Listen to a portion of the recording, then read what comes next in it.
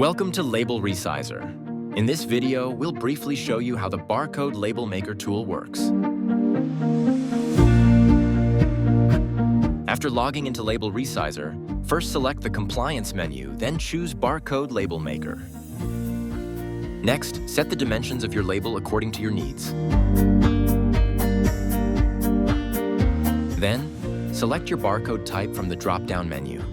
You can choose between available 1D and 2D formats. After that, enter your barcode data. Decide whether to show or hide it below the barcode, and specify how many barcodes you'd like to generate. When you click the Generate Barcode button, your labels will be created as a PDF file.